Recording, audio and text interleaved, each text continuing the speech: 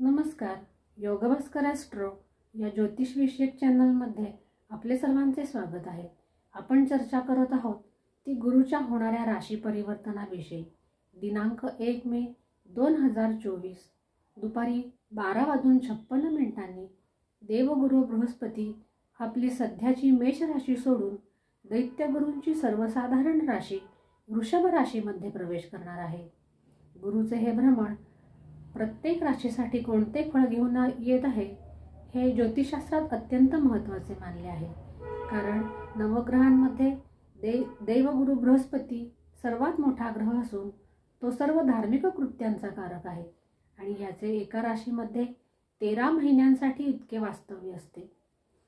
देवगुरु बृहस्पती हा धन, भाग्य, शिक्षण, संतती, विवाह यांचा कारक ग्रह आहे आणि याची दृष्टी ही अमृतमयी दृष्टी मानलेली आहे आणि म्हणूनच ज्योतिषशास्त्रामध्ये गुरुच्या राशी परिवर्तनाला अत्यंत महत्त्वाचे स्थान प्राप्त झालेले आहे.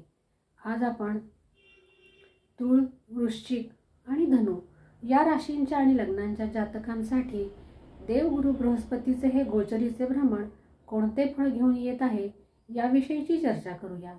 यापूर्वीच्या भागामध्ये मेष, वृषभ, मिथुन आणि कर्क, सिंह आणि कन्या अशा 2 भागामध्ये याचे विश्लेषण केलेले आहे. आज सर्वप्रथम आपण तुळ राशी आणि लग्नांच्या जातकांसाठी देवगुरूंचे हे गोचरीचे भ्रमण कोणते फळ घेऊन येत आहे याविषयीची चर्चा करूया. ज्यांच्या कुंडलीमध्ये चंद्र राशी आणि लग्न राशी ह्या एकच आहेत अशांनी त्या एकाच राशीचे राशीफल पाहून आपला निर्णय घ्यावा. परंतु ज्यांच्या कुंडलीमध्ये चंद्र राशी आणि लग्न राशी या दोनही भिन्न आहेत अशांनी त्या दोनही राशीचे राशीफल पाहून अंतिमतः आपला निर्णय घ्यावा. तुळ राशीच्या जातकांसाठी देवगुरु बृहस्पती हा तृतीयेश आणि षष्ठेश असून अष्टम भावामध्ये विराजमान आहे. तुळ राशीला सध्या पंचमस्थ शनी चालू आहे, त्यामुळे तुळ राशीला काहीशी त्रासदायक स्थिती निर्माण झालेली आहे. अष्टम भावामध्ये गोचरीने आलेला हा गुरु आकस्मिकतेचा आणि गुप्त गोष्टींचा कारक आहे.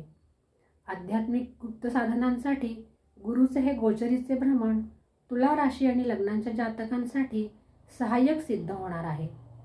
परंतु प्रेमीजनांसाठी मात्र हा कालखंड अनुकूल नाही. तसेच जे विवाहेच्छुक जातक विवाहासाठी प्रयत्नशील आहे अशांना देखील यावर्षी गुरुबळ नसल्याने अपेक्षित यश संभवत नाही. तसेच तुल राशी आणि लग्नांच्या जातकांसाठी मनोवांछित सफलता मिळवण्यासाठी अविरत संघर्षाची स्थिती दर्शवलेली आहे. परंतु तुळ राशी आणि लग्नांच्या जातकांसाठी धार्मिक कृत्ये आणि धार्मिक यात्रा करण्यासाठीचा हा कालखंड अत्यंत उत्तम म्हणावा लागेल. अष्टमस्थानी असलेल्या गुरुची 5वी दृष्टी ही 12 भावावर म्हणजे व्ययभावावर पडत आहे. जे जातक कोर्ट कचेरीच्या कामामध्ये व्यस्त आहेत यांना त्यातून सफलता मिळेल किंवा दिलासा तरी नक्की मिळेल. जे जातक परदेश गमनासाठी उत्सुक आहेत त्यांना या काळामध्ये यश येईल. तसेच धार्मिक तीर्थयात्रा देखील घडतील. गुरुची 7वी दृष्टी ही द्वितीय भावावर पडत आहे. हा धनाचा भाव आहे, त्यामुळे तुळ राशीच्या व्यक्तींना धनागमनाचे योग येतील. किमान धनाची चिंता तरी भासणार नाही. धनसंबंधी कामे शीघ्रतेने होतील. गुरुची 9वी दृष्टी ही 4र्थ भावावर म्हणजे सुखस्थानावर पडत आहे. ही गुरुची नीच दृष्टी आहे, परंतु गृहकलहाच्या समस्येपासून देखील मुक्तता मिळण्याचे योग तुळा राशींच्या आणि लग्नाच्या जातकांसाठी दिसून येत आहे. तसेच मातृसौख्य देखील चांगले राहील. भूमी, भवन, वाहन इत्यादींचा लाभ होईल. घरातील वातावरण सुखद राहील. समाजात मान सन्मान, प्रतिष्ठा वाढेल. तसेच मित्र परिवाराचे देखील चांगले सहाय्य तुला राशी आणि लग्नांच्या जातकांना मिळणार आहे. देवगुरूचे हे भ्रमण फारसे अनुकूल दिसत नाही, परंतु आध्यात्मिक मार्गावर चालणाऱ्या जातकांसाठी मात्र हा कालखंड अनुकूल आहे. तुळ राशी आणि लग्नांच्या जातकांसाठी गुरुचे अशुभत्व कमी होण्यासाठी चैनीवर नियंत्रण ठेवावे, तसेच आपल्या आहारावर देखील नियंत्रण ठेवावे, तसेच चुकीच्या लोकांच्या संगतीपासून देखील दूर राहावे. तुला राशीच्या आणि लग्नांच्या जातकांनी गोसेवा करावी. त्या योगे पत्रिकेतील गुरुचे अशुभत्व कमी होण्यास नक्कीच मदत होईल. आता चर्चा करूया वृश्चिक राशी आणि वृश्चिक लग्नांच्या जातकांसाठी गुरुचे हे गोचरीचे भ्रमण कोणते फळ घेऊन येणार आहे. वृश्चिक राशीच्या जातकांसाठी देवगुरु हे पत्रिकेमध्ये द्वितीय स्थान आणि पंचम स्थानचे मालक असून गोचरीने सप्तम स्थानामध्ये आपले भ्रमण करीत आहे. विवाह आणि संततीची कामना असणाऱ्यांसाठी हा कालखंड अनुकूल असणार आहे. धनार्जन तसेच जीवनसाथीचा सहयोग देखील मिळणार आहे. प्रत्येक कार्यामध्ये सफलता देणारा हा कालखंड पार्टनरशिपमध्ये व्यापार करणाऱ्यांसाठी उत्तम दर्शवतो. वाणीमध्ये मधुरता निर्माण होईल. बुद्धीच्या जोरावर स्वतःची प्रतिमा उंचावण्यात वृश्चिक राशीचे आणि लग्नांचे जातक यशस्वी होतील आणि खाण्यापिण्यातही त्यांची रुची वाढलेली दिसून येईल.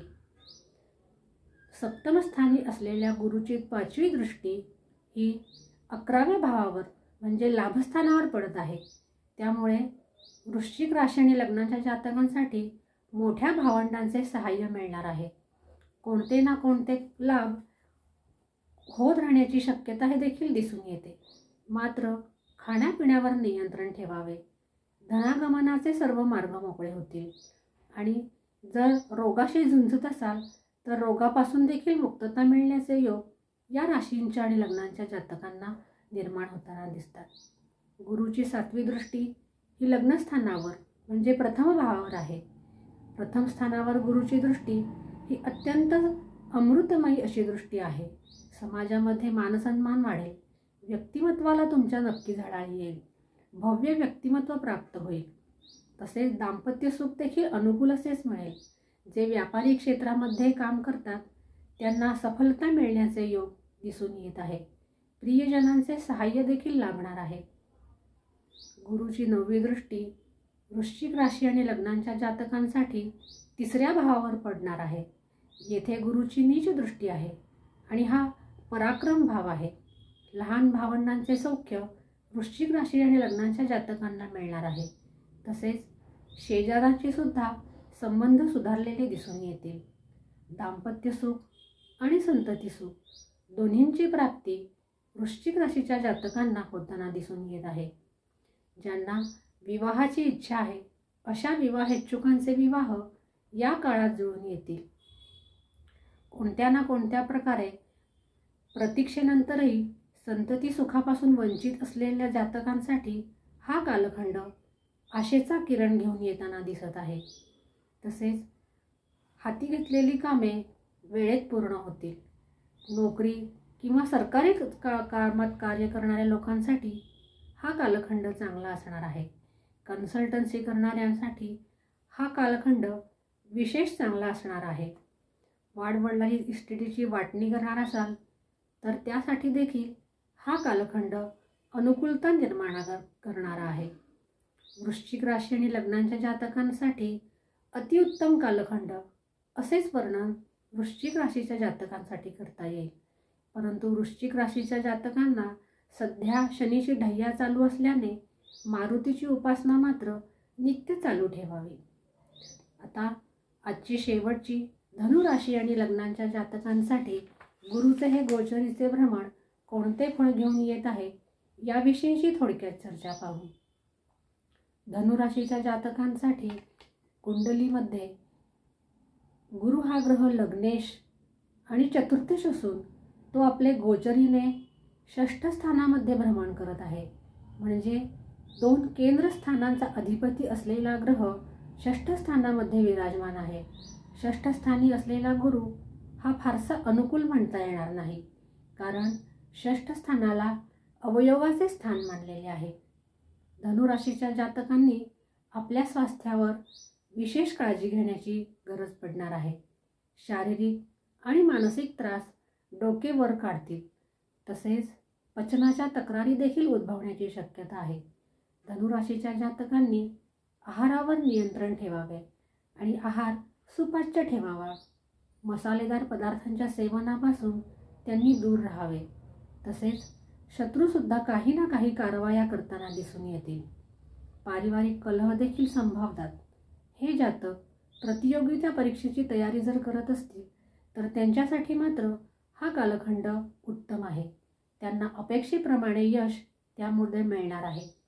जीवनामध्ये लाभाची स्थिती निर्माण होणार आहे, परंतु त्याचबरोबर संघर्ष देखील करावा लागणार आहे. राजकारणात असाल तर अशा व्यक्तींना यश मिळण्याची संभावना दिसून येते. आर्थिक स्थिती देखील धनुराशीच्या जातकांसाठी ही उत्तम असणार आहे. षष्ठस्थानी विराजमान असलेल्या गुरुची 5वी दृष्टी ही दशम भावावर पडत आहे. दशम भाव हा कर्माचा भाव आहे. नवीन नोकरीसाठी प्रयत्नशील असाल तर त्यात तुम्हाला सफलता मिळणार आहे किंवा प्रमोशनची इच्छा असणाऱ्यांना देखील हा कालखंड चांगली स्थिती निर्माण करणार आहे. ट्रान्सफरसाठी प्रयत्नशील असतील किंवा मल्टीनॅशनल कंपनीमध्ये नोकरी करणार असतील त्यांच्यासाठी सुद्धा हा कालखंड उत्तमच म्हणावा लागेल. जे जातक परदेश गमनाच्या तयारीमध्ये असतील त्यांना देखील सुसंधी प्राप्त होतील. गुरुची 7वी दृष्टी ही व्ययभावावर म्हणजे द्वादश भावावर पडत आहे. त्यामुळे परदेशी व्यापार करणाऱ्यांसाठी हा कालखंड अनुकूल असाच आहे, परंतु वाहन मात्र जपून चालवावे. गुरुची 9वी दृष्टी ही द्वितीय भावावर पडत आहे. हा धनभाव कुटुंब भाव आहे आणि गुरुची येथे नीच दृष्टी पडत आहे. पैतृक संपत्तीमध्ये विवाद असतील तर या कालखंडामध्ये हे विवाद संपुष्टात येऊ शकतील. तसेच अचल संपत्तीचे विभाजन करण्यासाठी देखील हा कालखंड अनुकूल होणार आहे. विद्यार्थी वर्गासाठी हा 13 महिन्यांचा कालखंड हा उत्तम स्थिती दर्शवतो. प्रेमीजनांसाठी हा कालखंड ठीक राहील. दाम्पत्य जीवनही साधारण असेल. धनुराशीच्या आणि लग्नांच्या जातकांनी षष्ठस्थानी असलेल्या गुरुच्या गोचर भ्रमणातील अशुभत्व कमी करण्यासाठी केळीच्या वृक्षाची पूजा करावी. तसेच केशराचा टिळा हा कपाळाला लावावा. तसेच पिवळ्या वस्तूंचे वापर आणि दान करावे. विवाहयोग जुळून येण्यासाठी हा कालखंड अनुकूल नाही याची दक्षता घ्यावी. आज आपण 3 राशीच्या जातकांसाठी आजचे हे गुरुचे गोचर भ्रमण कोणते फळ घेऊन येत आहे याविषयीची चर्चा केली. आज आपण येथेच थांबूया. पुढील भागामध्ये राहिलेल्या 3 राशींचे गोचरीचे गुरुभ्रमण कोणते फळ घेऊन येणार आहे याची चर्चा करणार आहोत. आज आपण येथेच थांबूया. पुन्हा भेटूया नवीन भागामध्ये. तोपर्यंत नमस्कार.